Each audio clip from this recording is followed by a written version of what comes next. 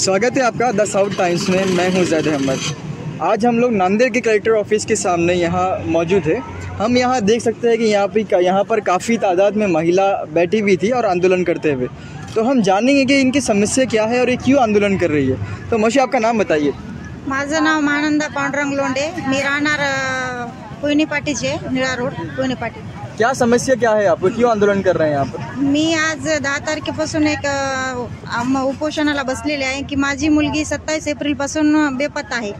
याची मी तक्रार पुरेली पोलीस स्टेशनला दिलेली आहे, पण त्यांनी काही आतापर्यंत शोध घेतला नाही। मला उडवाउडीची उत्तरं देतात आणि तेच आम्हाला उलटसुलट बोलतात की तुम्हालाच काय माहिती असेल तर सांगा। आम्हाला जर माहिती असेल तर आम्ही तक्रार केलीच नसती ना।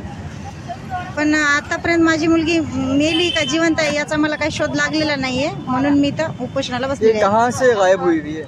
ये नांदेड़ रेलवे पुलिस स्टेशन से। वहाँ कितने दिन हो गए आज? वो कहाँ गई तो अभी तक मालूम नहीं। खाली वो बोली कि मैं यात्रा को जाता बोल के घर से निकली। वो और संगत वाला जिसको हमारे कुछ शक है, वो लड़का, दोनों अभी तक वो नहीं आए। कितने दिन हो गए आज? 1.5 महीना के ऊपर हो गए। 27 अप्रैल बोले तो आज 11 जून है ना, 12 जून है आज।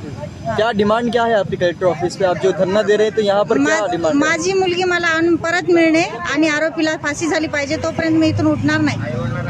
आई वडिलाला पण अटक केली पाहिजे। त्यांनी काय नाही 363 केलेले, आई वडिलाला आणलं नाही, त्याची चौकशी केली नाही, त्याचे मित्र कोणी आणले नाही, काहीच नाही। फक्त त्यांनी माझ्या मनसमाधानीसाठी कागद भरवायले, फाईल तयार केलेली, त्याच्या पलीकडे काहीच नाही केलेलं।